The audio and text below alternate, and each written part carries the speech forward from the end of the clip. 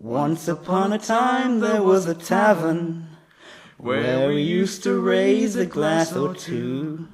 Remember how we laughed away the hours and dreamed of all the great things we would do. Those were the days, my friend, we thought they'd never end. We'd sing and dance forever and a day. We'd live the life we choose, we'd fight and never lose, for we were young and free. Something words. La la la la la la la la la la la la la la la. Hello and welcome to this An Earth Orange podcast with myself, Alex Thomas, and the co-host, Mr. Lawson. Hello there. Hello, Andrew. How are you? That's very Obi-Wan Kenobi there. I didn't mean to do... Hello there. General Kenobi. Yeah, I didn't mean to do that. General Grievous. Anyone else you want to do an impression of? Maybe next time. Maybe I'll... What's your Yoda like? What's your Yoda like? Oh, I don't really do Yoda. Give us a line. Do or do not. There is no try. That was a bit weird, wasn't it? Let's never do that again. You sound like Yoda mixed with Jackie Chan. Right, okay. Bad day. And then, can you do a Chewie? Princess Leia? What? Who does impressions of Princess Leia? I've heard you in the shower. At work. I can't need to think of a Leia line. No. Well, what's the most famous Princess Leia line? What is the most famous princess? I mean, there's loads. Nerf Herder. A New Hope. Yeah. Yeah. What did she say basically to start A New Hope? Oh, what is the line? Help me, Obi-Wan Kenobi, you're my only hope. I can't do it. No, that sounds nothing like Carrie Fisher. No, it didn't. It sounded like a... I apologise to all Carrie Fisher fans and to myself. Rest in peace. Like a buff. Like a buff. Like a buff. Buff. Hillary Clinton. What about Boba Fett? I can do Boba Fett. He doesn't talk, does he? He does. He says, it's not good to be dead. Is he South African or is he... Yes, he is South African. Is he? Well, now he is, yeah. Well, no, because he's... Right, we've got to get on track here. No, the guy who plays him in the prequels is like... South African? No, he's New Zealand. Oh, is he? Yeah. Or he's Australian. He's either Australian or New Zealand. Maybe it's New Zealand. And then the guy who's from... I think the guy who did it in the original trilogy, he may have been South African. But as you know, I do not do South African accent. Oh yeah, of course. That's not South Africa, is it? Anyway, sorry about that. I'm no good to me. Right, okay, we're going to stop. Okay, we're going to delete this section completely. Right.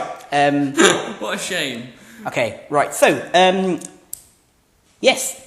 Have we had a good week? Yeah.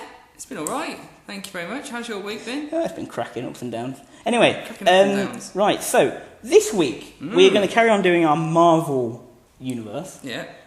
On this wonderful Earth Orange. Just to be consistent. Indeed. Well, you know, we don't want to mess up like we did last time.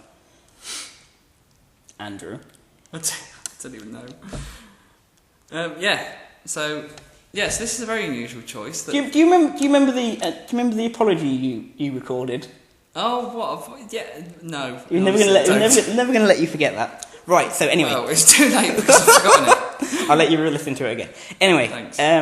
This is a bit of an unusual choice, but he's a character that I particularly enjoy looking into and reading about when I've had the chance of watching YouTube videos about him.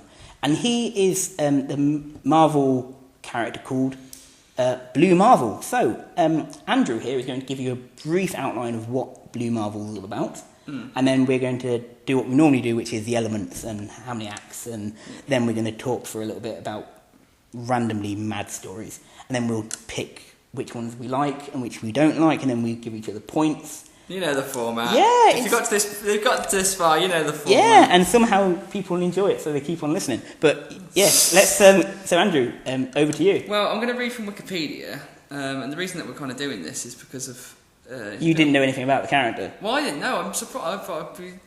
I'm sure many people don't. A bit like your choice. I have no idea about your choice. Oh, that's true. Oh, next week. I can't wait. Next week I'll be reading Wikipedia. Can't wait. But yes, carry on. Yeah. So this is straight from Wikipedia.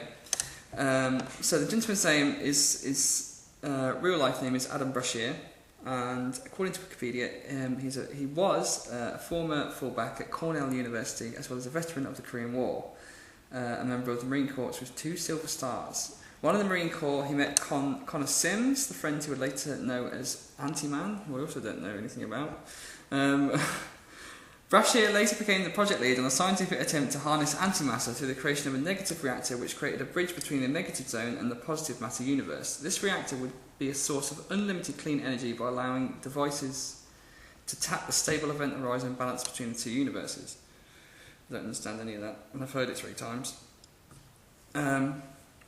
Due to the unexpected explosion of the reactor, both Brashear and Sims were subjected to mutagenic radiation generated by the destabilised event horizon. While Sims' body dissolved into energy, Brashear, who's the Blue Marvel, became a stable antimatter reactor with superhuman abilities which used to fight crime under the superhero alias Blue Marvel. So here's the bit which I'm sure struck you, because that's all the very standard origin story, isn't it? Okay. What part of this is striking me then, Andrew? Well, in 1962, Adam received the Presidential Medal of Freedom from President John F. Kennedy. Who got shot? That's true. I mean, a year later in 1963, but he did get shot. Yeah, that is true. Thanks for that. Just in case people didn't know. In our universe, John F. Kennedy does get shot. Oh, okay. There's no way. Oh, we can't. That's for my story then. What for Brashear or Magneto? Carry on, sorry. And the president, on the day the president asked him to retire, since it had been discovered by the public that he's an African American. As the Blue Marvel, Brashear wore a full face helmet, but when it was damaged in battle, his identity was revealed. There was massive controversy as the era of 1962 was too racist to accept a black superhero. Although Kennedy personally approved of Brashear's actions, the president reluctantly decided to ask Brashear to step down, and the Blue Marvel conceded, and so disappeared into the annals of history. Until 2011. Yeah, apparently. Yeah, when he had to stop some alien invasion or something. Yes, indeed. Right. It's true. Very anyway, true. you should read more about him, because he's quite an interesting character. What I find most interesting about him is that he wasn't reused. He's been used about twice, according to Wikipedia, and there hasn't been any, You do realise that was all made after 2011. So it wasn't back in 1962 that they made that character, and then haven't used it again since 2011. He was created in 2011, and then they created this massive backstory. Why no one had ever heard of it? Well, still, still. But it is one of those wonderful things where you've got a character that was recently created. It's a bit like, sorry, going off a bit of a tangent here. It's a bit like Silk from the Spider-Man universe. Obviously, she was only created around 2013 or something. But if you look now at her stories, you can see how you could actually completely mix the 2012 stories to back in 1961 when Spider-Man was first created. And you can see how those 2 characters could have been created and doing the same things at exactly the same time. Yeah, it's really interesting. And obviously that's what they did here. Very creative. Yes, indeed. Marvel, Stan Lee, very good. Right, so now, Andrew, you. Right. Let's do elements. Right, let's start with how many acts? 2. 2 acts. You sure? Yes. Ooh, this is gonna be tight. Okay. After the epic last time. Yeah, the only reason I'm saying 2 is with this character particularly is it can be a bit. There's only so much you can really kind of do for a story like this. Okay. With a character that is obviously it's only going to be a couple of stories. And then obviously then we're going to have to do some... Well, hang on, we haven't actually decided... We jumped ahead of ourselves there, because we haven't actually decided what the story's going to be. 1961. Right. That's the year. So, right, 1961's the year, apparently. Yeah, okay. Very specific. Yes. So... Well, because in this universe we are going to keep the very much the idea of it being he was asked to retire in 62. Right, so that's all... So, right, so... Okay. So I'm going to put that as an element, so it's definitely going to end like that. Yeah, so depending on how many stories we do for this character before 62, 62... Right, so is this going to be the last mission of the Blue Marble then? I wasn't going to do that. Oh yeah. You can, but I wasn't. What? Right. So. I was gonna do. In my opinion, I was gonna do maybe a total of maybe 6 or 7 missions before his last one, and then Kennedy asked him to step down. Yeah, but what story are we telling today?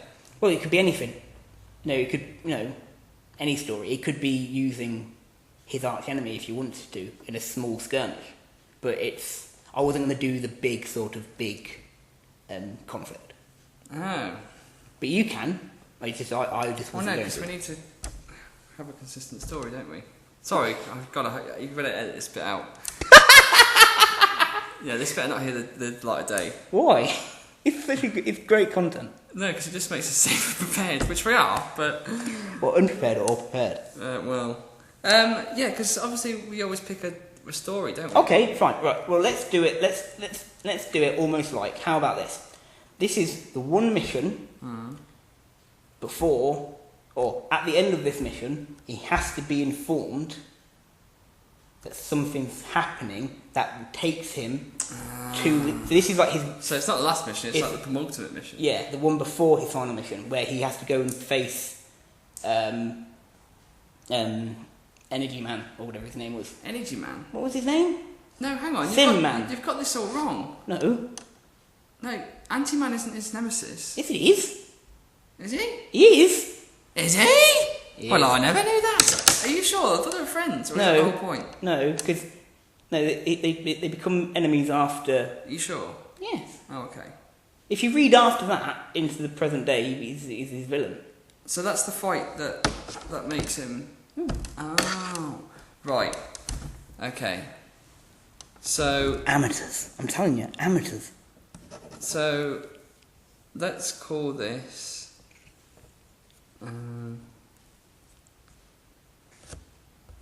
Right, whatever. Right, whatever. So Great title. So this Loving is it. this is the events leading to the fall of Blue Marble. Mm-hmm. Oh, this is gonna be tough. This is a tough one. Right. Okay. Right. So 1961. Right. So that's get rid of that. So it has to end with.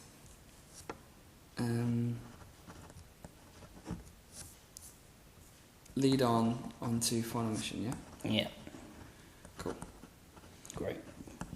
Super smashing great. Do you know any other... Oh, we didn't talk about Blue Marble's powers. Okay, well you can talk about his powers if you So I like. better mention his powers. Go on then. Get your Wikipedia page up. Well, no, I can tell you right here. However, I will note something very interesting. The creator of Blue Marble, Yeah. it's noted in Wikipedia, it says at the top here, the Blue Marble debuted in Adam Legends of the Blue Marble #1 in 2008. Oh, come on. A couple of years out, for frig's sake. And was created by actor-writer Kevin Grevaux, who originally conceived the character as a child, with Superman being the basis of the character. That being said, so Blue Marble's powers include superhuman strength, invulnerability, flight, enhanced mental perception, which is, I assume, like Spidey sense. No. Yep. Okay, fine. No, carrot. No, fine. It says here, yeah, it's kind of like Spidey sense, sort of. No, it doesn't say Spidey sense. Let me read what it says for enhanced mental perception, because that's obviously a very broad description. Yeah. Click on that and see what it says. Enhanced mental possesses the ability to sense and comprehend things on levels that far exceed human capabilities. I hate it when you're right. So, I mean, you could also describe that as empathy, I suppose, but it's up to you. We'll leave that Okay. as interpretable. Energy generation, Yep. molecular manipulation, Yep. bioluminescence is one of his powers, listed in Wikipedia, whether you want to use that or not. Well, that's the one where you can make light come out yourself, isn't it? Well, it's kind of like making yourself glow. Yeah. Yeah. Longevity, which is, as opposed to invulnerability, It means you can. It means slow you can, aging. Yeah, it's a bit like what Wolverine's got. And he, as a soldier, he's a trained combatant. A trained combatant. A trained combatant. Now, okay. So, So what other elements? Do you know any others? I would like to introduce the idea of potentially, if you will allow it, Oh God. being a soldier of the Korean War, Yeah. he may be suffering from What's some? the Go on. after sort of, kind What, of, shell shock? well, not shell shock, but whatever it's called now. PTSD. Yeah, that one. Ooh. Potentially, but that you don't have to. If you don't like it, we don't have to. We're gonna put it in. Oh, okay. Yeah, we're gonna put it in. That is very hard to do. I don't know much about PTSD. Yeah, no, but we can gloss over that. You were so adamant on having it in, and then you were like, "Yeah, we'll gloss over it." No, no, because We'll include it as part of his character, definitely. yeah, because the idea of because it sounds it sounds horrible to say, but it is that whole thing of particularly for people that are very much affected by it. It's that whole thing of the door slamming. It's it's. Obviously, we're not going to go that far, but it's that sort of thing of. Actually, that's the question. When did the Korean War end? Oh. Sorry, I'm making him look up stuff. No, that's all right. God, we're getting serious here. We've got mental illnesses. We've got Korean War. We might get rid getting of. heavy. We might get rid of the. No, I like the PTSD thing. I really like that. Okay. I'm sure it ended like. When did it end? Or when would it have been around? 1953. 50. Okay, that's fine. So yeah. So hang on. If we work on the principle that if we say. So it's been 8 years. So 8 years. So if we work on the principle that. I think I've got an idea for a story. Yeah. Okay. So. Right. What are you going to say? Well, no, because I was actually Drop my pen. I was going to actually say maybe we should scrap the idea of him being a soldier in the Korean War. Then. Nah. I like Because it. I was just going to say maybe it would be a better idea if we kind of brought out the idea that he's a young, impressionable. Don't look at me like that. But say like he's a young, impressionable kind of university student that when he was growing up, he was brought up on the stories of this famed World War II soldier, and he's kind of Okay. and then obviously he's kind of in an accident at university. He got turned into, got all these new powers, and then he started fighting crime. But obviously, if we're going to say that, obviously, if we're sticking to the Korean War thing, then obviously that's a bit, we can't really do that.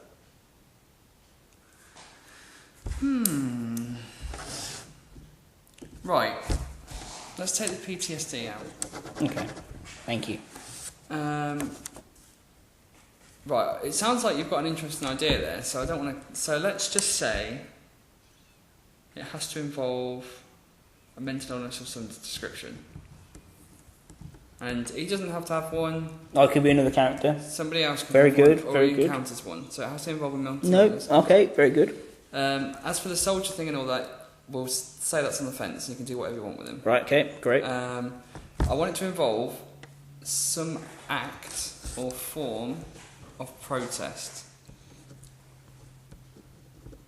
Okay. In fact, I'm going to make it very specific anti-governmental protest. Ooh, okay, I like that. Very good.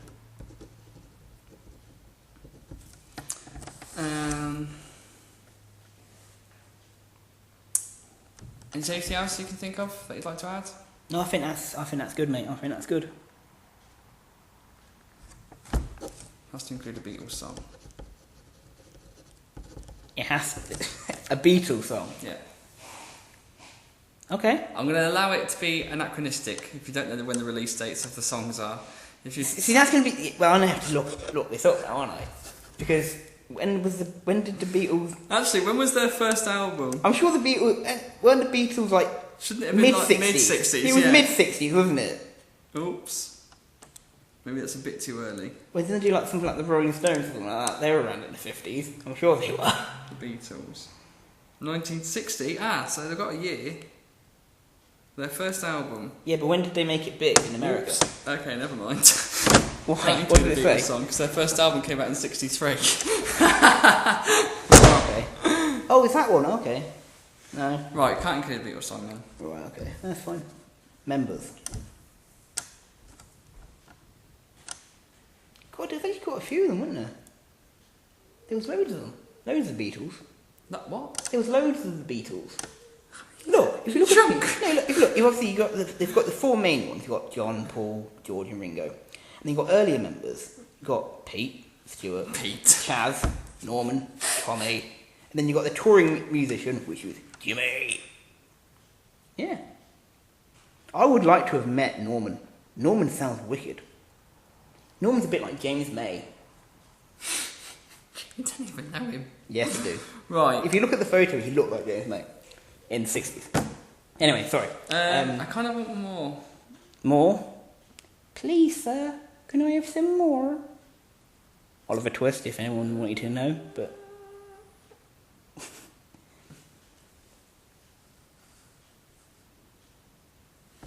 Oh, actually, one other thing. Yeah, go on. Sort of something.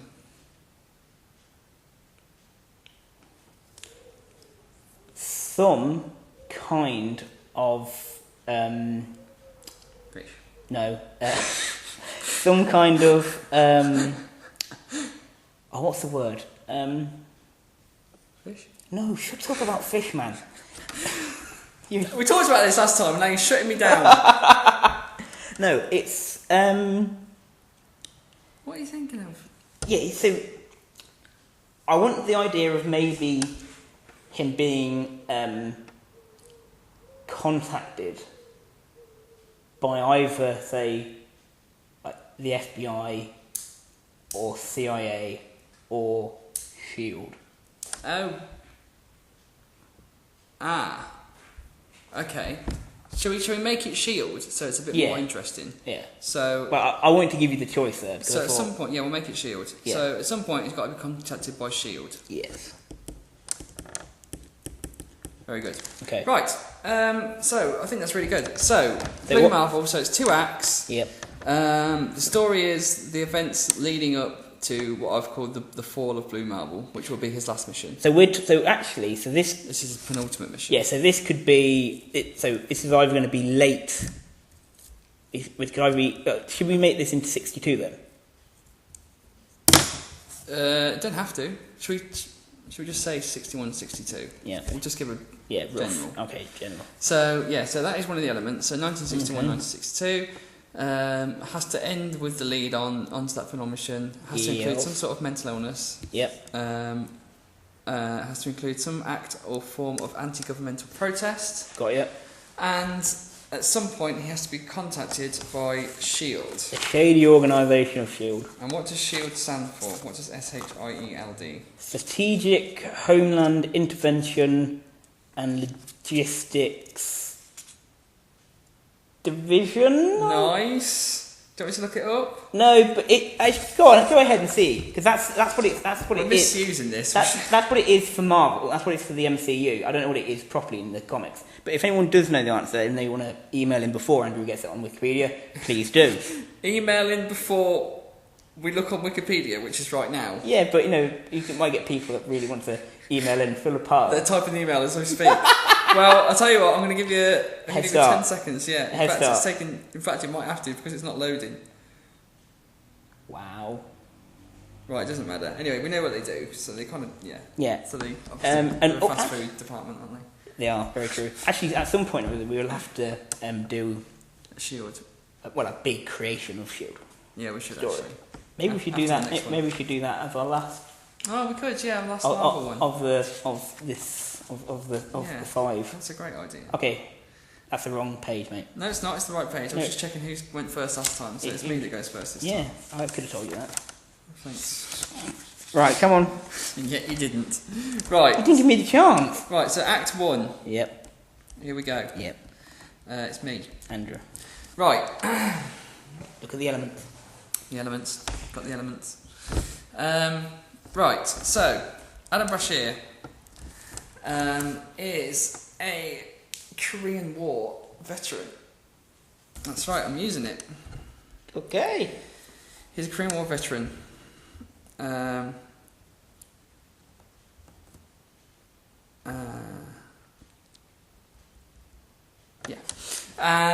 So he's come out of it, and he is obviously at this point he does have all the powers and stuff that we listed beforehand. However, he's not. He hasn't created a costume or anything. He's not going for that whole superhero thing, and it's because he has a family.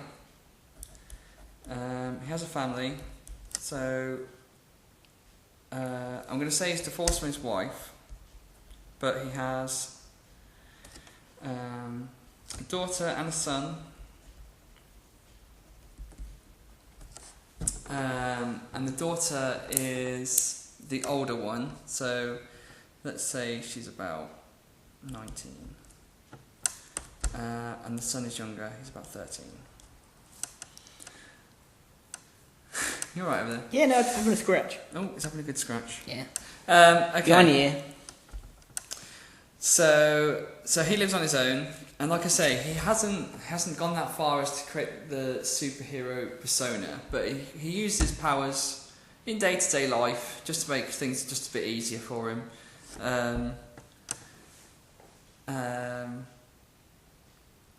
And sometimes he'll help someone out. Like if he sees someone in trouble, he'll go and help them and use obviously his extraordinary abilities to just give him that edge. But he's never made anything of it, you know. People walk away with like, wow, thanks mister, that was amazing. And he'll be like, yeah, it's fine, it's not a big deal. He doesn't want to make anything of it. Anyway, so our story starts with a phone call, as all good stories should start. And it's a phone call from his daughter's... oh no, she can't be 19, she has to be 18. So it's a call from their school, and she hasn't turned up to school. And so now his daughter is very smart, perhaps too smart for her own good, and she has grown to sort of get a distrust of authority and things like that, and she's becoming rebellious. And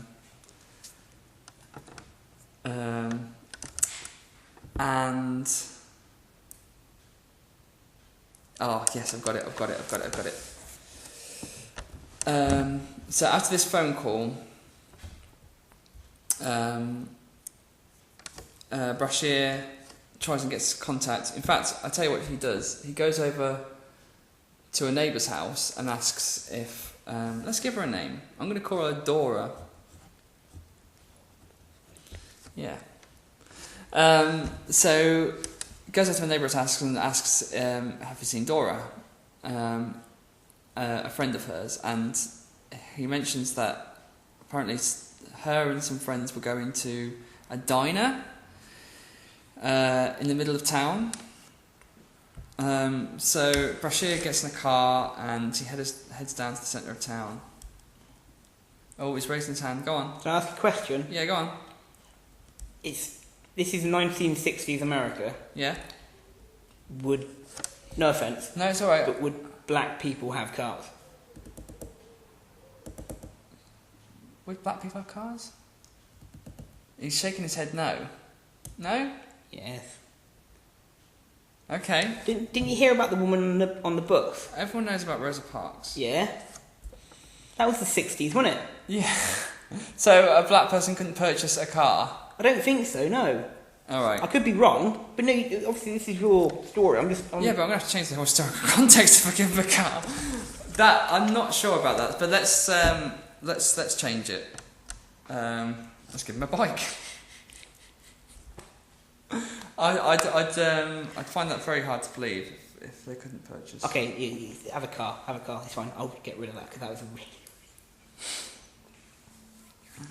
Karen, she's got a car. Yeah, All right. car. I'm going to give him a car. Yeah, car. Well, regardless, he's a veteran anyway, so he has got some privileges. So I'm going to give him a car. Anyway, he drives down to the centre of town, and he finds this diner, and Dora's sat there with some of her friends. Well, in fact, no, she sat there with people that he's never seen before, and he doesn't like the look of them either.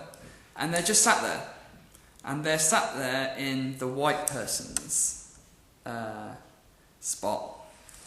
And there's all this commotion. There's people yelling at them, screaming, shouting and stuff like that. And they're just sitting there. And Brashear bursts in and grabs her by the scruff of the neck and drags her out and is screaming and trying to apologise to the owner and stuff like that. And Dora is obviously ridiculously embarrassed and upset. And is crying and says, and she accuses her father of being cowardly and saying, you know, you were in the war and stuff like that, and you know, you should be braver than this. Why aren't you standing up to people? You need to make a stand, you know, and stuff like that. And anyway, so he drives her back to school, and they kind of have a moment before she gets out. She's still fuming and she doesn't forgive him. She's kind of disappointed in her father.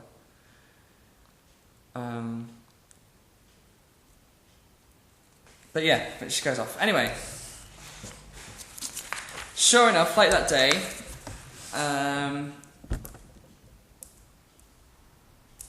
school finishes and his son comes home and with his daughter. His son is picked up by the mother and brought over.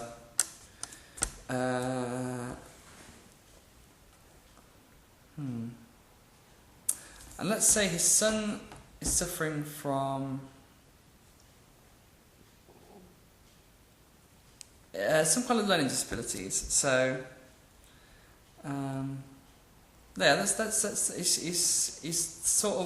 he's definitely on the spectrum, I guess, and which obviously makes school very, very hard for him, and especially in the 60s, and the massive stigma around that sort of thing makes it hard on the whole family.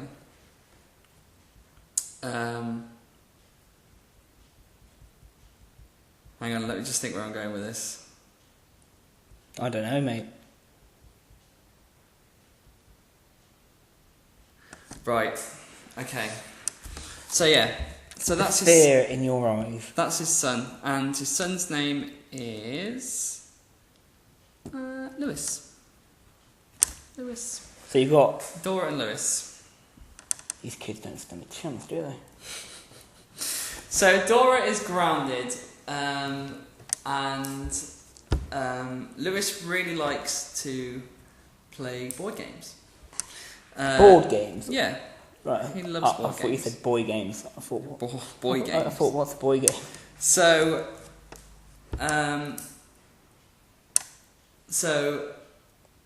Adam's got the kids this weekend.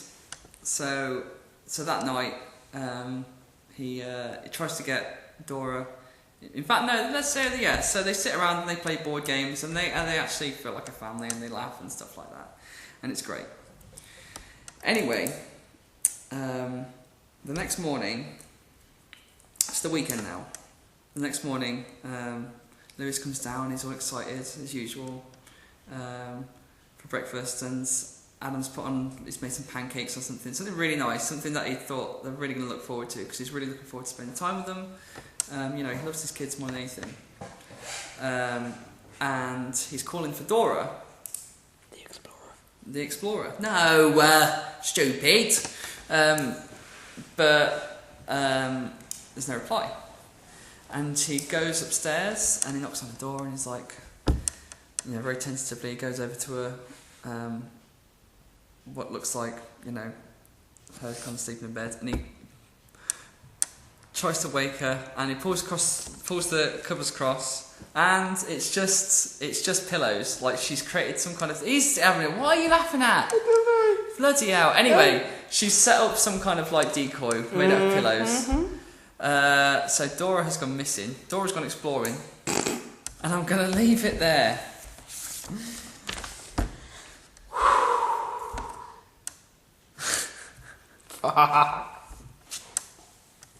Right. Hang on, I need to write this down. You write your Dora Explorer story. What uni did we say he went to again? I'm not sure where it is, but it's like Cornell, I think it is. I don't know where Cornell is. I think it's a made-uppy one. Well, it's got a link, so... Yeah, but that doesn't mean jack. Right, yeah, so... SHIELD originally stood for Supreme Headquarters of International Thingamajig Law Enforcement Division. Well, sorry, anyone that's emailed in already. Yeah. But it's what does that say? It has changed in 1991. Yeah, to that. Oh, right. And then that's pretty much what it is now in the MCU. But let's go back to here. Go back to here. No, that's not the Beatles. Go back to that. No, that's the Korean War. Loading. Come on. There we go. Yeah, Cornell University. Let's have a look. Where's that? I feel bad if this is actually a real university. It is a real university. It's in New York. It was founded in 1865. I'm walking here. That was my New York impression. Who said that? Was that Robert De Niro? No. Who was it then? That was somebody else. Wow, you're good, aren't you? Oh, bloody hell. Was it Dustin Hoffman? What said? I'm walking here. He might have been Al Capone. Right, Al Capone? Who the hell's Al Capone? Al Capone said it? No, not Al Capone. Al Pacino? Yeah, that's him there. Al Capone was the gangster. Hey, I'm walking here. He's the gangster. What's that film from the Home Alone? Oh, yeah. I believe you, baby. But unfortunately, my Tommy gun don't. I haven't watched that. Last time I watched that film was like years ago at Christmas. I should watch it again. Good times. Yeah, right, okay. Do, and I'm feeling good. Boom, boom. Yeah. What? Where's that come from? I don't know. I just saw the link on the Cornell University Wikipedia, and it's just Anyway, How is there a link to that? I have no idea, but hey ho. Right. Okay, people. It's Thomas's Act 1 of the that was so dramatic. Adam Bashir. Bashir. All right, Bashir. For God's sake. Remember, this is Earth Orange. This is my little childy thingy. But I don't. Oh, so let's just change the whole thing, shall we? Let's just call him Tim Allen. Right. We can't do that. He's a famous actor. Oh. Yeah, but is he a famous actor in Earth Orange? No, he's a washed up bum who lives in a box even. Right, come on, let's do this. Let's do Act 1 for me. He's a washed up box. He lives in a bum. Right, okay. So, people. Right. The man. Blow us away. Okay, his name is Adam. His name was Adam. Bashir. No. No, his name wasn't Adam Bashir, but go on. Okay. He is a You don't need to read that. I do. I do because I'm just look. I need to know how to say that. What, Marine Corps? Yeah. Oh, so you're going to do it as a soldier as well? No, I'm not. Oh, right, okay. Don't worry. Look, trust me, bro. Trust me. Right. Okay. Adam Bashir is a Okay, he's a country boy. Oh yeah. He's a country boy from let's say Maryland. Very specific, Maryland. Maryland State. And he's when he left high school. When you say boy, right, so he's definitely older than 18. Yeah, when he left high school, he got a place at Cornell University in New York. Oh, very nice. Okay. To study the free sciences. Okay, so generally kind of like to study at a degree level. I'll let you off. What? I'm not sure if you can study all 3 sciences at degree level. Can you? I'm sure you can. Can you? I mean, you'd have to be a genius, surely. I mean, it doesn't mean it's not. Well, I'll let He's you a smart ass, alright? Oh, right. Well, yeah, I suppose he did like... Okay, look, he's clever, alright? Anyway. Oh, he's a clever man. Yeah, anyway. Right. So, basically, what happened is he was obviously, he lives in, like, halls of residence or whatever they're, well... Dormitories. Yeah, because they've got, what have they got over there? They've got the... Fish. Whatever, yeah, whatever. They've got, like, kind of like, they've got houses and all that sort of stuff. Yeah. Anyway, so, he's over there and he's sort of missing. He's missing something from home. You know, he comes from he's an only child. And his parents are, you know, they're reasonably well respected in the town that he comes from. Oh, yeah. And he's sort of missing that closeness. He's in this dormitory of, say, 9 other people. He's the only one who's kind of he's the only one, even though they may all come from big families, but he's the only one who's still got, like, parents that are still married or still together. Okay. All the rest of them are either from broken or never knew their families and all that sort of stuff. So, anyway. He was brought up with the stories of a famous soldier from World War II. And all of his life, his father always told him about this soldier who had obviously been very important and all that sort of stuff. And all he really wants to do is be something like him. Mm-hmm. Anyway, going back to the story, he leaves his dormitory. He goes down to the communal canteen, really, and he's there, and you've got people, doing the whole thing, kind of, gets the same sort of thing every morning. People passing him over bananas and say, go over to that tree and eat that. Oh no, Christ! Okay. Yeah. It's horrible to hear it. Okay. I know it is horrible, isn't it?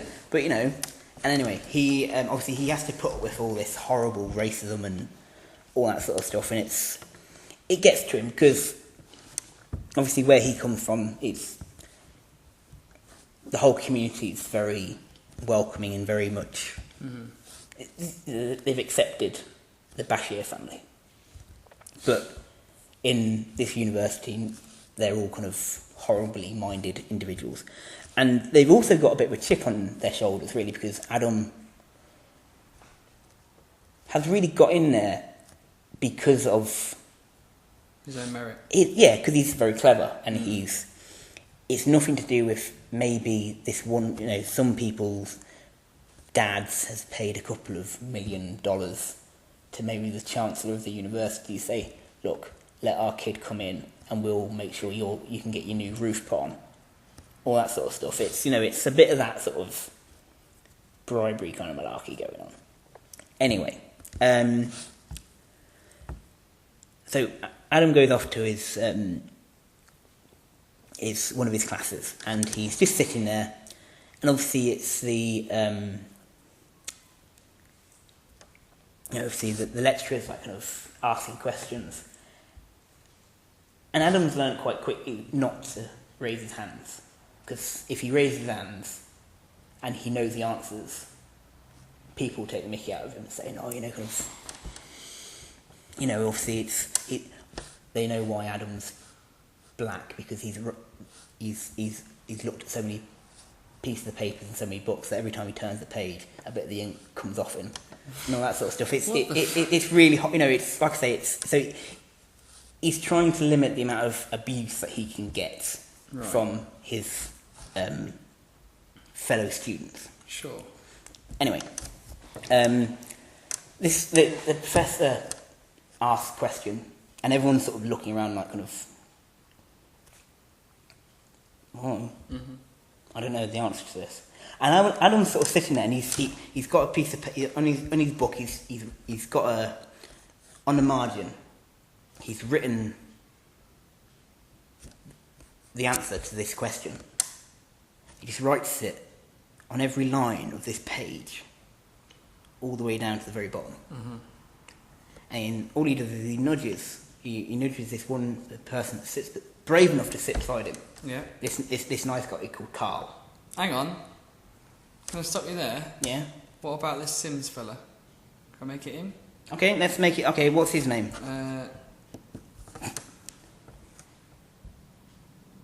Connor Sims. Okay, let's make it Connor. He would later become Anti-Man, yeah? Instead of Carl, it's Connor. Right. Okay, and he kind of like nudges him and just runs his finger down the words that he's written down, and Connor puts his hands up and says yes. Yeah. And he says, "Ah, very good, very good. Can you explain? Can you explain this?" And Connor's a bit like kind of. It's a bit of it's one of them. Does he blag it? No. Oh, okay. He doesn't really know. But what he does is he does something that Adam respects, and he says, "Look, all I know is I know the word because Adam here was looking at the book. Oh, right. Yesterday, and it was just I picked this one thing up, but I'm sure Adam can tell you." Ah, I see. And then, so the lecturer's like, "Well, Adam," actually no, he said, "Bashir, will you give us the answer?" So he stands up and he gives him this, explanation and all that sort of stuff. And for the first time ever, everyone looked at him, but not in disgust. Oh. In actual respect. And after Adam sits down, the lecturer's like, "You know what? Because of that, and because no one else in this room knew that, I want you all to give him an applaud." So everyone in this lecture hall applauds him. Which, Adam's like, "Oh, that's quite nice. It's nice to be liked, I suppose, isn't it?" Anyway, he goes off and he's sort of walking on cloud nine at the minute because he finally feels like he's maybe has a few friends, and then it kind of gets all kind of thrown down, sort of kind of down the well really, because some of the people that were in his class were beating up Connor. Oh, right. So he jumps in. He grabs one person, because obviously with his football training from school, he's able to, grab someone, force them off, until someone kind of jumps on him and starts punching him and all that sort of stuff.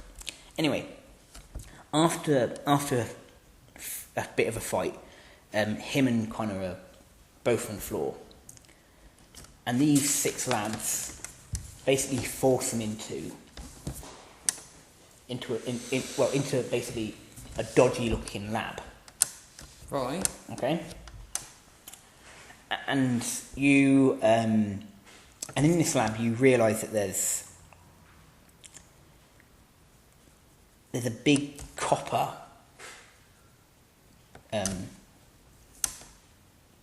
big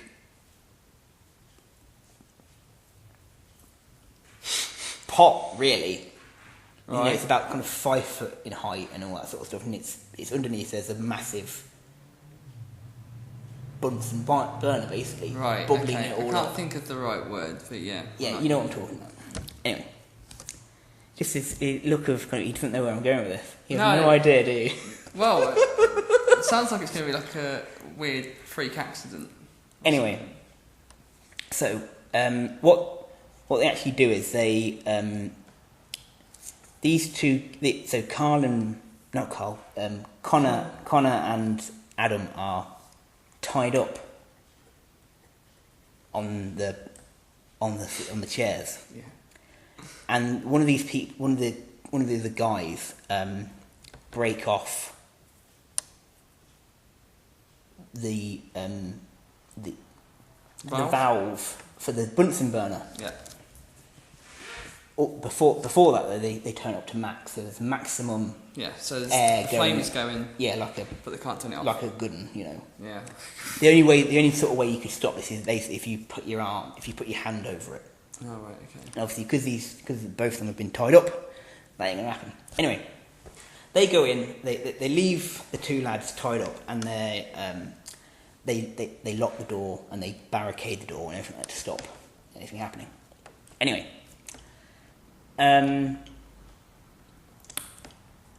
after a little bit of time, the big plumes of purple smoke start coming out of this thing, Right. Okay. and it's filling up the entire room. And all you hear occasionally is, if you're outside, is the occasional sort of screams or squeals of Connor and Adam.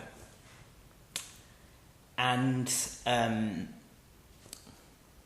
what ends up happening there is that when someone finally decides to move everything out, because what's actually happened, someone's gone to the other outside of the lab and broken one of the windows. So obviously all the purple smoke's sort of leaving. So they finally decide to move all the stuff away from the door and open the door. And you soon discover that there's only one of them. There's only Adam. Okay. Left in Oh, I this see what's happened here. Then. Okay, so one's actually so you know, and Adam's Sorry, who broke into the room? I was. one of the lecturers. Right. Let's just say one of the lecturers. A different lecturer from who was teaching Adam and Connor and the rest of them earlier on. Yeah. But it's anyway. So, well, actually no, let's not say. Let's say a lab technician. Okay. Okay. Anyway, so he Adam's shaken by what's happened. But one thing that he does notice, I don't think anyone else does, but when he's obviously tied up, but it feels a bit weird. It doesn't feel the same way as it did before he was engulfed in smoke. Beforehand, it felt as if he was just sort of, his hands was just there, but now it feels as if his wrists are being kept down, almost like he's raised a little bit. Right. I don't know where you're going with this. But it's just so. But one of the side effects from this smoke, let's call it smoke, it looks as if he can fly. Okay, so he looks as if he's been floating on this chair. Right. Okay, so he's been trying to force himself out, but anyway. So as soon as the rope gets taken off, he's back on the chair, but it's fine. No one noticed. Anyway, he is he goes to the doctors and all that sort of stuff, and they say, oh, you're fine, don't worry about it. If you still feel a bit ropey in a couple of days, come back. That's fine, not a problem. Bad word in there, Doctor. Still feel a bit ropey. God. Brilliant. Anyway, so he goes back to his dorm. Right. Don't forget you got to act two here. I know. Yeah. See what you mean, mate. See what you mean.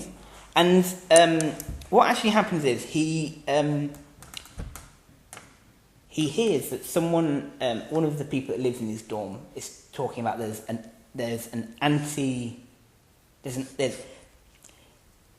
they are going to an anti-government protest. Anti-government protest. Yeah, Or so- pro-government. Well, no, because it would be it's anti. Right, I It's see. an anti-protest against the anti-protest. Right, I get you. So in relation, it is. So it's a counter-protest. Yes, it's a counter-protest. Right. But Adam's like, You know what? I wouldn't normally get involved in any of this. I wouldn't normally get involved in this anti-government protest. But after what's happened to me the last couple of hours, I feel like stuff this for a game of soldiers. I want to do something about this. Mm-hmm. Anyway, Cool. he goes and gets has a wash and gets changed in just an ordinary pair of jeans and a shirt and a jacket and a little hat. Anyway, he's at this protest and he's kind of Black Lives Matter, Black Lives Matter, Black Lives Matter. Well, he can't say that, but go on. Well, it does. Well, no, because Black Lives Matter is happened in the last decade, but not that particular phrase. But go on. I'm sure it could have been used back then. Oh, wait, anyway, whatever. But anyway, so he's like Well, actually, I could be. I'm going to have a look that up. Actually, the government needs to make black people equal and all that sort of stuff. Sure. All right, you're happy now. Yeah. Did you know? Oh, for sweet Lord. No, in fact, carry on. No, I'm not going to even mention it. Go on, forget it. You can tell me later on. Anyway, he's getting really into this. He's like, yeah, come on, let's get involved in this, peeps, and all that sort of stuff. And what ends up happening is the protest kind of getting a little bit more lively and everything like that. And there's a band, they're playing kind of like drums and all that sort of stuff, and they're making it into a bit of an event. They're getting into this. Sure. Yeah, and there's talk, there's speakers and everything like that, and they're making really quite powerful points. I'm not surprised. Yeah. Think of everything that's happened throughout our history. Kind of like we're the reason why this country is the way it is. But we're not showing any respect and all that sort of stuff. And Adam's a bit like kind of I'm feeling this, people. Anyway, go on, I'm listening. He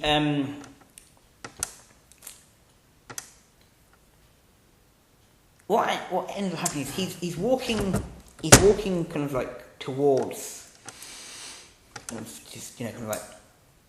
towards like kind of the grandstand, really, where all these people the people that have been doing the big major speeches have been talking from. Mm-hmm. just to get a bit of a shade and all that sort of stuff, because it's still it's quite late and all that sort of stuff, and he sees from the back of his eyes, side of his eyes, sorry, not the back of his eyes, the back of his head. But anyway. Well, hang on a second, because he has got superpower. I know he hasn't got them yet. Or has he? I don't know actually. Yeah, he's got flight, hasn't he? But he's just noticed that there's a group of lads that he doesn't. He's like, I recognise them. Yeah. But they're all kind of. I've got a feeling he's going to say hooded. No, but what they've done is they've got these people are walking. They're white men, but they're all dressed up in suits. But he's like, they're from my course. There's the lads from earlier on. From earlier on? Yeah. All right. But they're walking around in suits and like briefcases and stuff like that. So what's going on?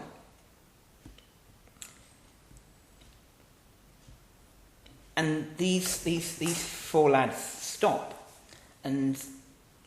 by a bench, and all four of them put their briefcases on the bench. Yeah. And they open the briefcases, and the four of them like kind of look at each other. They kind of like just glance at one another, and they nod. Oh, I've got a horrible feeling. Yeah, go on. Yeah, it's like. Yeah, and all of them put their hands into the suitcase, and all of them take out a big kind of like flask. Oh. Of some sky blue coloured liquid. Right. And they pull open the stopper, and they throw it all into the air, and throw it into the crowd. And as this hits either the ground or people, they start squealing and howling in horrific pain. What's it like? Gas, is it? It's acid. Oh, it's acid. Oh, right, okay. Ugh. And that is where I'm going to end Oh. Act 2. God damn it.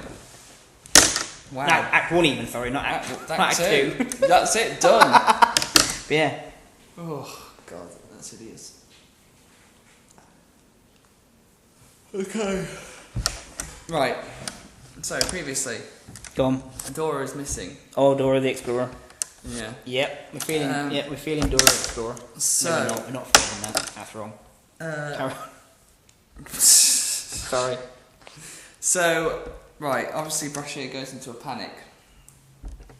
And he runs across the street and asks the neighbour if they know where Dora is, and they don't.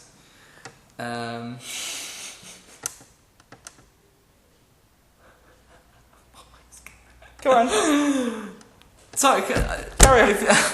Hopefully this bit doesn't get edited out, but Thomas just stopped there to take a selfie. I don't know if he's just bored out of his mind. No, I'm going to put that on Instagram and say this is us doing a podcast. Oh, I see. You should have got the recording. No, because Device in as well. that's just weird. Oh, right. Oh, yeah, sorry. Sorry, mate. Carry on. Carry on doing your work. Right, so to Dora, the neighbour doesn't know, and he calls his wife. Ex-wife. Ex-wife, yeah. Ex-wife, people. Well. Some say not. Oh. Ooh. Who obviously becomes panicked as well, and he's just gonna. So he jumps in his car and he can't leave Lewis behind, obviously, on his own. So he takes Lewis with him. Actually do. And you'd leave it with his. Take him over to his mother's, wouldn't you? Oh, sorry. Your story. Let's say she can't. She's working or something. Okay. So basically, he just drives around places that he thinks that she might be at, like all the places that she hangs out and stuff like that, including the school, the diner that they were at yesterday. All those kind of haunts. Yeah. How do I get into this?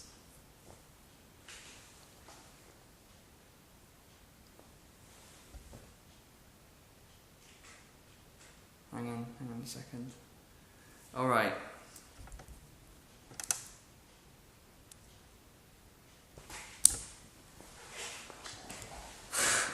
Back in a minute. I know where I want to go, I just don't know how to take us there. Okay.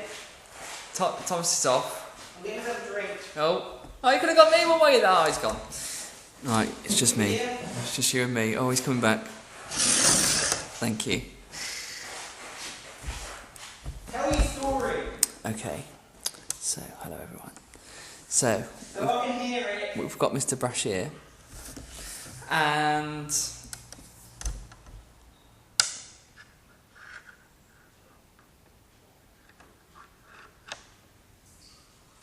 I know.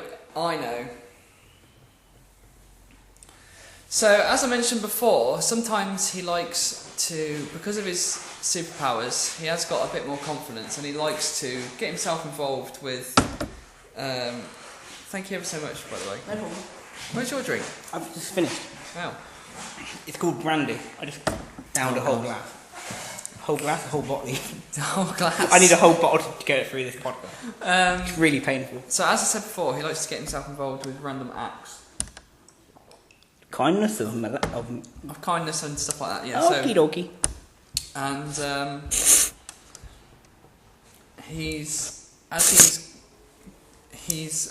let's say he's resorted to going through town with a photo of his daughter and be like, have you seen this girl? Have you seen this girl? Oh, is this how much time has passed by this point, can I ask? How much hours? Let's say Okay, hours. so he's gone back, he's left Lewis somewhere. No, Lewis is with him. He's still with Lewis? Yeah, he's got him by the hand and he's... Okay, so and he's trying to comfort him as well as find Dora. I ain't feeling this, you know. You're not feeling it? Well, it's just too stressful. Well, yeah, he's... I can't handle it. Well, he's... I Yeah, can't I think handle he it. feels. Well, I don't know. I'm not a parent. You are, though. You're not the parent of this podcast. I'm not the parent of this podcast. You are. Go on, let's carry on.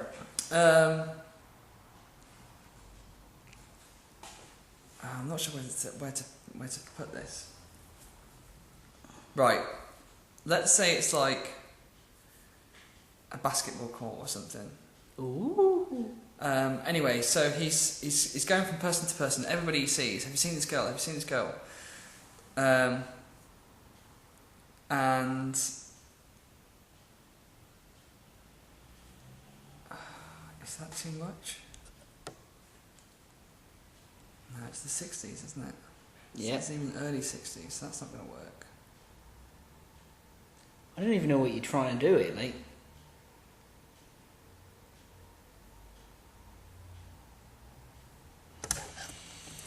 Alright, so at one point he says, have you seen this girl? And there's just a blank expression, and then they just point. And he looks over, and there's Dora, and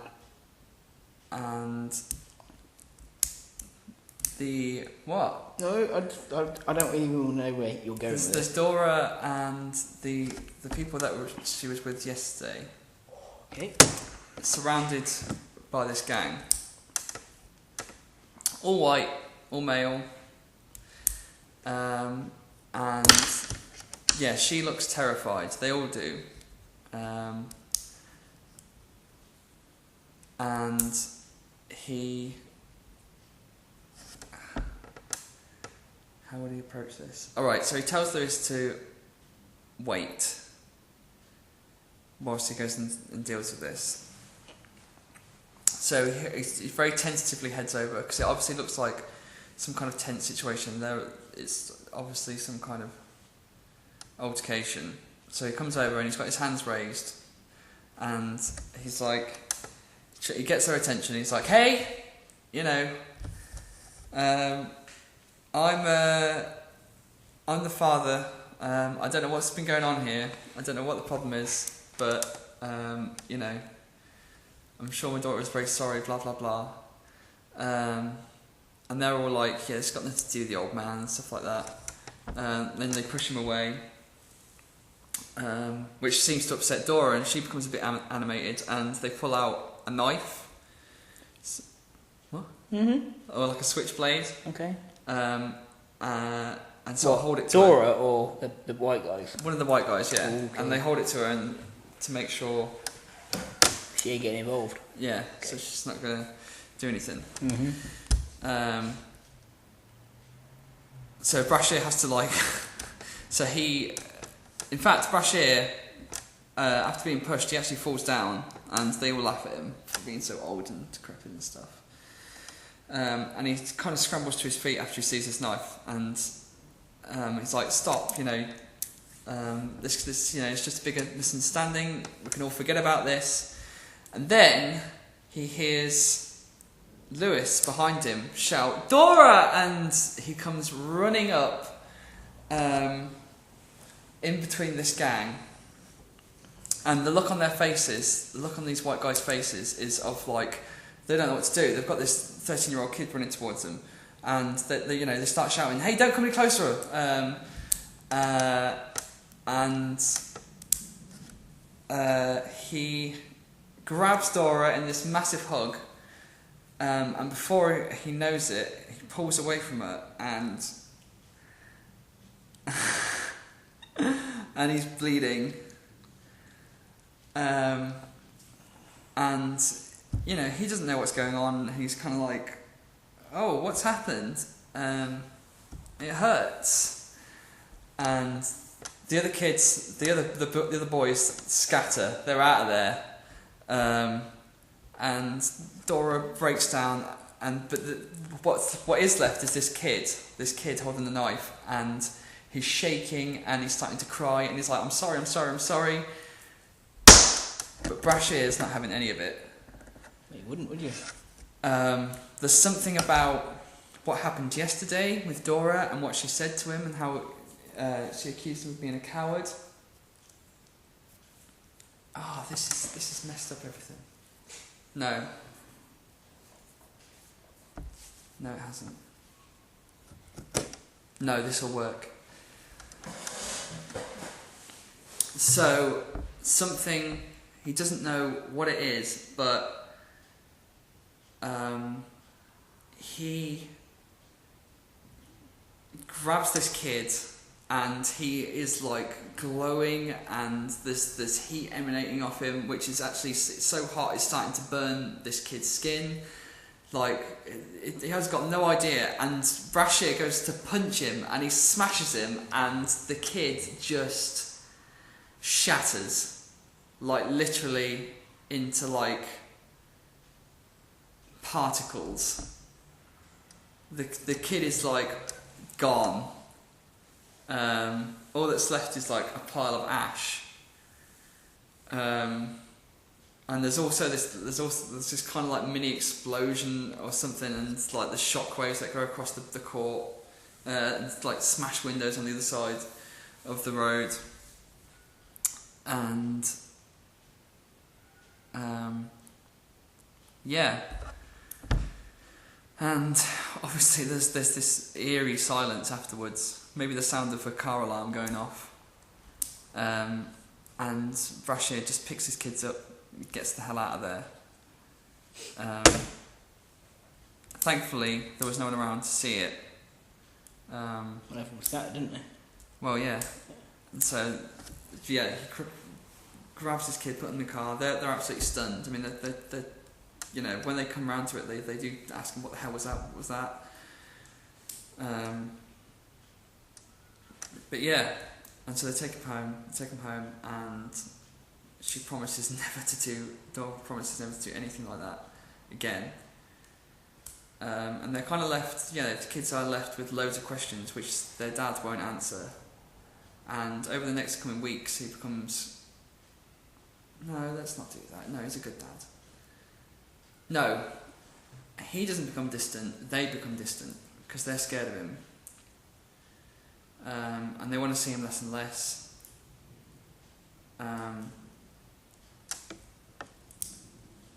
And Lewis, who likes superheroes and stuff, keeps telling people that his dad's a superhero. So he lived? Lewis, yeah. Yeah, okay. Yeah, Lewis lived. He was fine. Okay. And, yeah, keeps telling them, and everyone's like, oh yeah, okay, everyone's dad's a superhero. Anyway, so this is weeks gone past, and yeah, Brashear is really lonely now. And the phone rings. Ring, ring, ring, ring, ring, ring. Now he's grown. The last time the phone rang, it wasn't good news. He cautiously picks it up, and the voice on the other end identifies himself as an agent of S.H.I.E.L.D.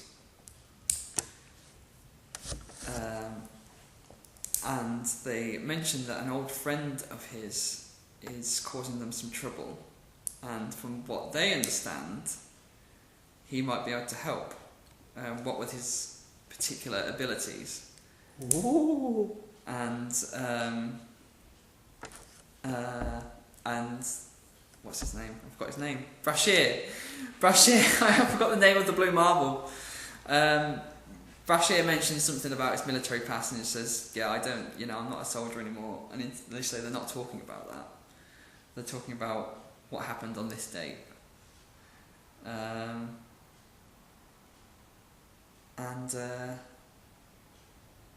Yeah, I'm going to leave it there. Wow, okay. Cool. So yeah. Some time to write them up? Or have you finished writing up your notes? I've written nothing. Great!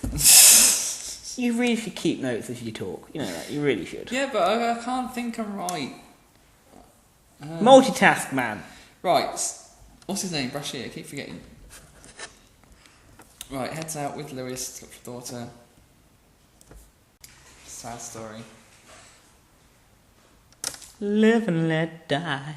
Do. Live and let die. Do. Live and let die. So our next song. I can't remember the rest of that song. Brilliant. Awkward. Just that chorus.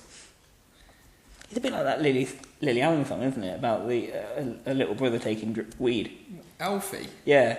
What? Did you just compare Live and Let Die to Alfie by Lily Allen? Yeah. Wow. That was the first song I ever heard of hers. What? You didn't hear Smile? Not until afterwards. What a weird place to start. Okay. It was actually more of the music video that freaked me out. Oh yeah, it's pretty weird.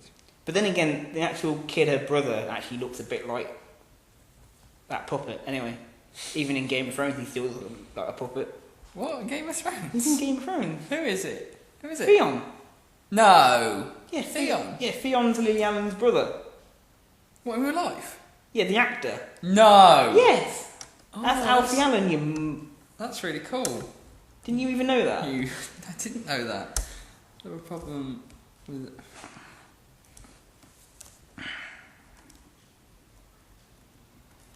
Oh, I hope we return to Blue Marble because now I've got a great idea. Right, that's it. I'll do. Okay. Right. Is it my act 2 now? Right, Act 2. Let's see. How do I leave this off? I think I've got every element. Yeah, you have. Where did I leave off? Got shield. Got that. Yeah. Where do I Smashed leave it. this off? There we go. Where do I leave it off? Blue acid. Yes, right. Do you know what? I'm just gonna make one more. No, you've done. No. Go on then. Carry on. I'm just gonna make a note that this call came around Christmas. So this was Christmas of 1961. Okay. The darkest of the Christmases of the 60s. Oh, That's what they say. it was a bad Christmas. It was apparently so. Right. Okay. So yeah. Wait. Yeah, bro. I'm just looking at my notes. Anyway. Okay. Right. So Getting welcome. restless now. Go Going on. back to the act. Yeah. So previously in Act 1, where did we leave off? Blue acid Yes. in the air. Yeah. Oh, the protesters. Yeah. Now. So. Now then. Right. So. Unfortunately, obviously, this acid hits an awful lot of people, Okay. and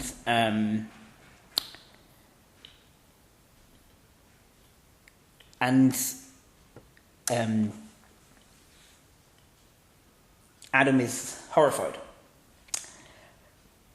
One thing he does see, though, is after a minute or two, he sees a navy blue sort of jacket sleeve that have had sort of basically 2 holes burnt into it, with enough of the arm to go around his head. Oh right, I see. And so he's able to basically do up his jacket so it looks as if it actually takes it off and turns it inside out, so you don't see the university symbol on it.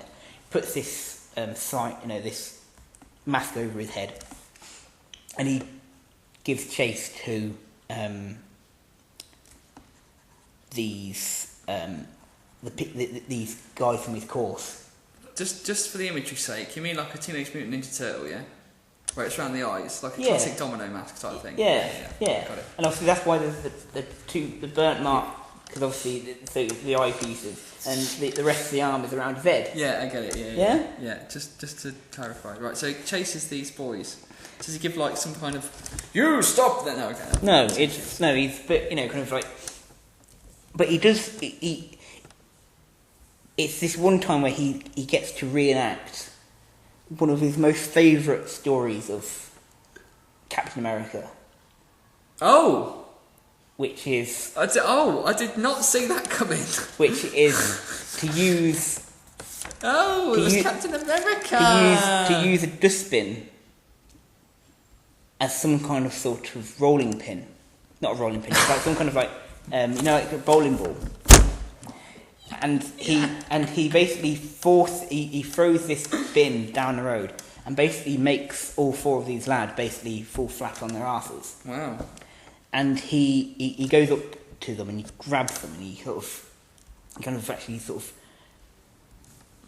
places, he grabs them, he flies up with each of them and he puts them up on a light, a street light, just leaves them there and says, I hope being up here will teach you a lesson. Anyway,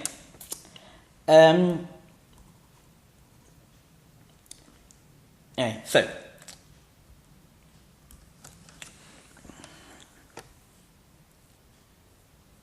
he's walking down the road and he's still got the mask on, and he sees a guy who's watched him do all this he's just sitting there. He's got his guitar. He's obviously he's a homeless guy. He's a little Oh, I bit- see. It's like a It's like and a box living in the bum. Yeah, one of them. That's such an old joke. Anyway, and he's just basically saying, kind of, I've just seen the new man on the block, taking down some bad men, keeping the streets so safe.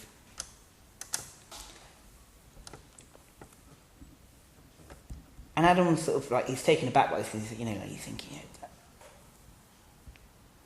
that guy there's obviously what I've done there. I might not have actually helped. I might not have saved him, but I've helped him because they might have turned on him later on and assaulted him. Anyway, so he goes and walks over to this guy.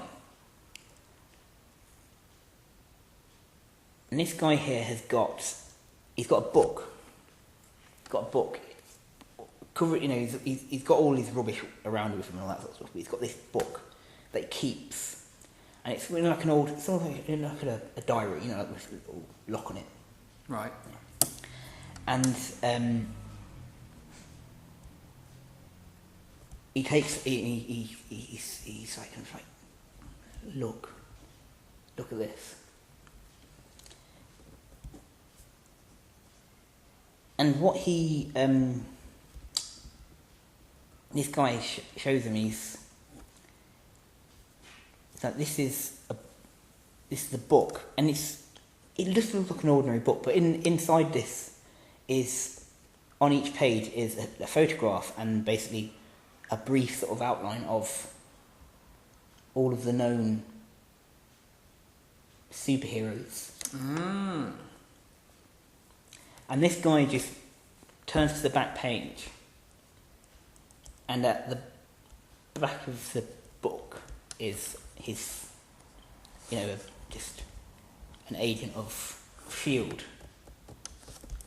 We need to ask you for your help. And he nods. Who nods? Adam nods. All right. So it's kind of like, if you ever need me, you can count on me. Hang on. So this homeless guy is actually an agent of S.H.I.E.L.D. Yeah, he's a kind of like almost like a like a secret agent kind of thing. It's almost like deep Secret? cover. Right. Okay. Anyway, so now, Adam leaves, and he's about to walk back to his dormitory, and he's back to his college and all that sort of stuff. And a Mercedes, blacked out Mercedes, pulls up, and the window comes down. And it's the same as the guy from earlier on. Right. It says, "Get in." How old are Mercedes, by the way? Should we say Mercedes / any other posh car that was around at the time? No, because Would it be a Mercedes? because Mercedes were around in like the 40s and the 50s. Oh. Hitler drove around in the Mercedes. Ah, all right then. So it was Hitler. Is that who's in the car? Yeah. No, that's not so. But anyway, you're an idiot. Anyway, so he gets into this car, and on the opposite, so it's basically almost like a limo, Mercedes limo, and you've got the homeless guy's sort of sitting here. Adam gets into the other side, and then on the other side of the car here sits Peggy Carter. Oh my God! Yeah. And she says, "Hello there, Mr. Bashir. I'm hoping you will become one of our consultants for the newly formed S.H.I.E.L.D. The S.H.I.E.L.D. of America, the S.H.I.E.L.D. of the world. Will you be our S.H.I.E.L.D.?" And Adam says, "Go on then, I'll be your S.H.I.E.L.D." Go on then. Yeah. And so she says, "Well, can we give you a lift anywhere?" He goes, "Well, no, don't worry, just up the road." Yeah. Okay, so he just gets out of the car. Anyway, he gets out of the car after basically confirming with S.H.I.E.L.D. that he'll work with them. And um, he goes to the, he's heading towards his flight of stairs, and he hears Connor's disembodied voice screaming and saying, "No, please don't, it's hurting, please let it go, don't let it near me, please don't let it hear me, no, please, no, please, no. And it stops. And he goes up to the top. He goes up to the top of the stairs, and it does it again. No, don't leave me alone. Jesus, don't please. stop. Go, leave me alone. No. Oh God, that is disturbing. And so Adam's like, "What the heck's going on?" That sounds like Connor. What the heck's going on? Connor's nowhere near. Well, I haven't seen Connor in a couple of days because, something happened. I don't know. And he's like, "Well, that's very odd." And that's going to be where I end it. That's where you're going to end? Yeah. Oh, right, okay. Because that, I think I've done everything there. Apart from the mental illness. No, I've done the mental illness. Tell me about it then. No, leave me alone, no. Because that's Connor being sort of tortured and kind of turned mad and evil by whatever that stuff was that made him disappear. I'll let you off on that. Yep, you will. I'll let you off on that. Yeah, but everything else I've done. We'll say that whatever happened to him, impacted him. Right. Yeah. Wow, that was tenuous. Okay, so... Right, so let's work this out then. Oh man, I really liked your Captain America thing. Good. All I will say is, I like your story, apart from the fact that I don't like the whole thing about his wife or his kids. Oh, what? You don't want him to have a family? Not yet. Oh. Simply down to the fact that I don't, because I just don't think, it just seems a bit too,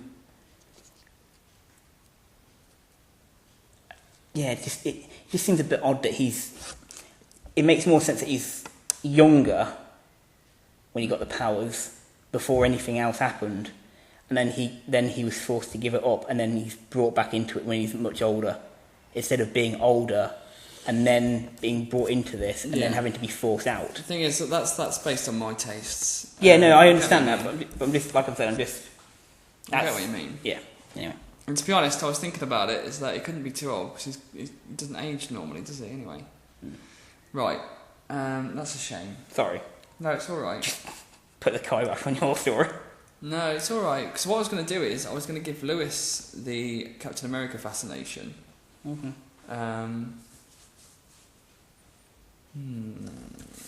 Let's see here. Let's see. Right, so when did we say the Korean War ended? 53. 53. So if he was... Well, I myself personally don't... Well, if we work on principle, say he was 17, or let's say he was 17 in 51. Mm. Okay? Right. So that means 2 years conflict. Mm. Yeah, so that would make But him... he's obviously got the powers before the Korean War, isn't he? No, well, not necessarily. Well, yeah, because you couldn't be drafted. I mean, you have to be 18 to be drafted. No, not over in America. Really? Yeah, you can be 17 when to be drafted over there. Well, regardless, he'd still have to... It still would have... I don't see him going to university after the Korean War. Why not? I don't know. I suppose it's possible. It seems a bit random, the Korean War thing. Well, that's why I didn't bring it in. Hmm. That's why I reckon we should do it as if he was young in the 60s.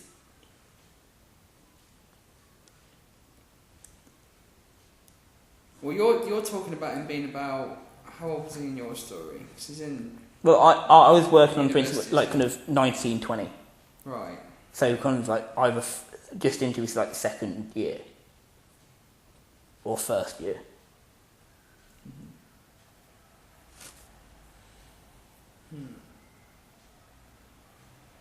And then that kind of rounds it up to the idea that he would have been a child at the end of the war.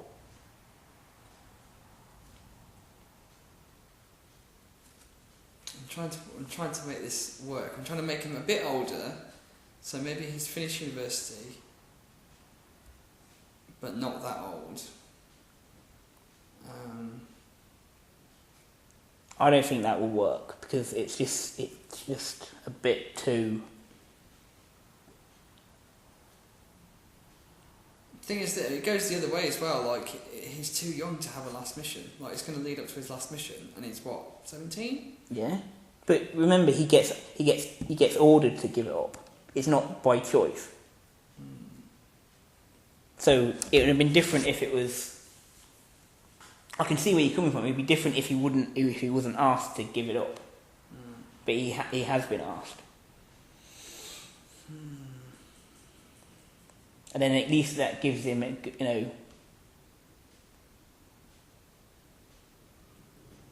the only one thing I'll say about it is, because if we did it kind of sort of similar to your age, your sort of story, and he gets asked to give it up, yeah, all of his family, no.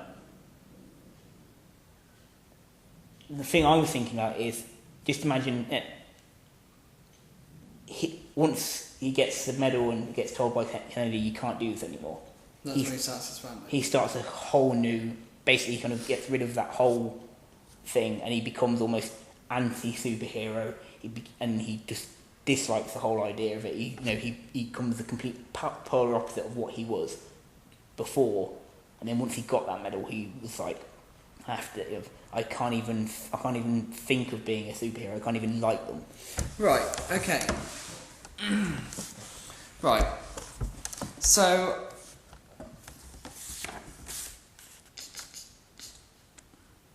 Right. Let's take your characterisation of Bashir.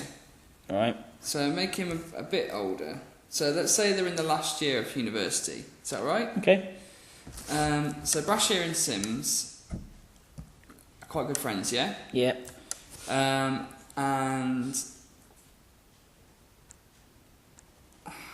yeah, so all the stuff about Bashir writing all the answers in the margins and all that stuff, that's all the same. Like, that's kind of how they grew their relationship. Yeah. Anyway, for their last year, they're working on this project. Okay. Protest.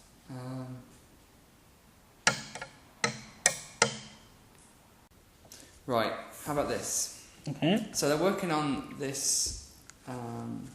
So you want to kind of get rid of the thing about them being locked into the room, and then. I liked the accidentalness of it, however.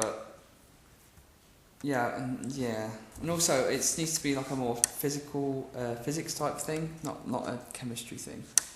Why does which it? is what you went for. Okay, fine. Because we're talking about matter here. We're not talking about. I don't know anything about science. I'm not a scientist.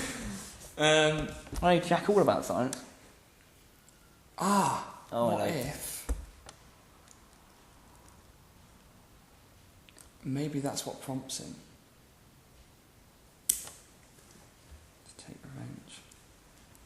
Yeah. All right. Listen to this.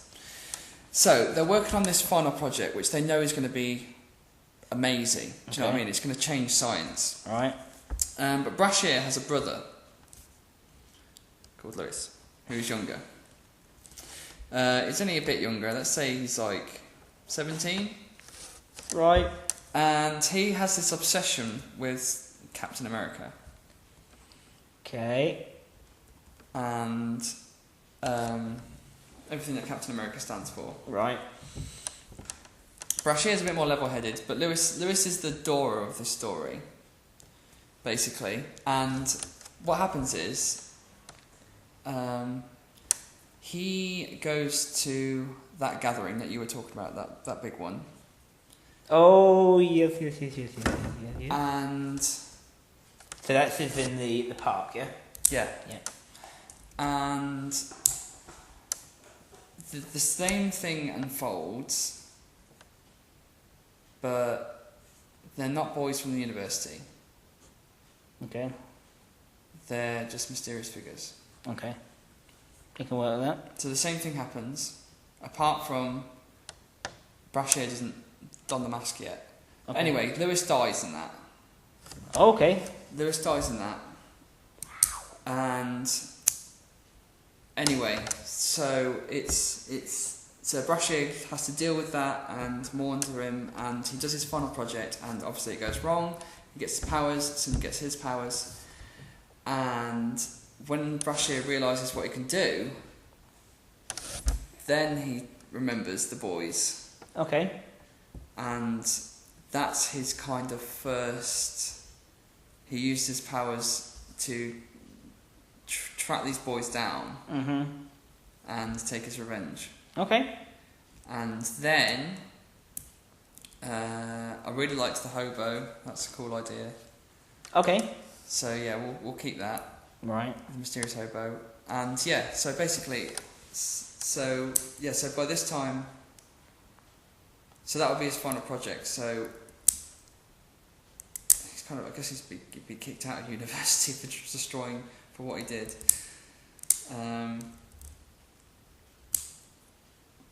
Yeah, and then basically it just unfolds as your story. So he gets picked up by Peggy Carter as he's like coming home one day. Oh, and then the ungodly voice and all that sort of stuff. Yeah. Okay. Do you know what I might even say actually? Oh, I'll tell you what I'm going to. Sims. You can't get rid of the ungodly voice. Yeah, but I'm going to extend it. Okay. I'm going to say after this accident happens, Yeah. Brashear starts to hear voices, and it sounds like Sims. Yeah.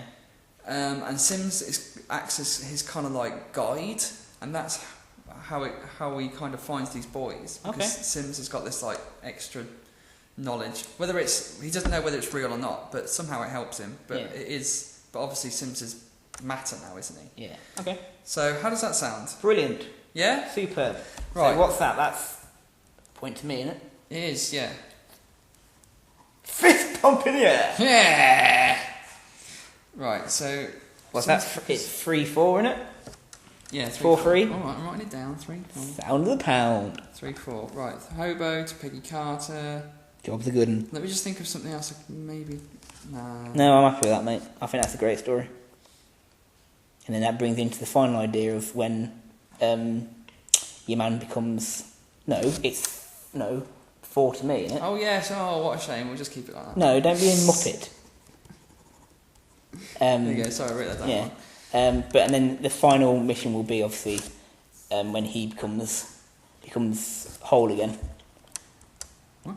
When Connor becomes Oh yeah. becomes more than matter, and he wreaks havoc. Yeah. Yeah. Okay. Yeah. Are you happy? Yeah, fine. Yeah. I'll write that as you've done your little outro. Okay, fine. Shall Go ahead. Yeah, it's all yours. Okay, thank you very much for listening to Earth Orange with myself and Andrew. If you would like, you are more than welcome to leave a like, a comment or a subscribe. We're here every week. We would love to hear from you. If you would like, you can also send us an email with, if you put podcast in the subject section of the email, you'll get straight to us and we'll be able to look at that. Can I just mention something? If you want to send any artwork as well. Yes, if you feel like. inspired. Indeed, please do. And if anyone wants to do that, that would be great. Sound of the pound, brilliant. I'm loving that. Anything else? If you'd like to become one of our Patreons, the Patreon link is down below. Yeah, all in the description. Yeah. Yeah, all in the description. You're not on social media. Not really. No. Official. No, it's alright. It's fine. Right. What else? Just a I'm salute. here.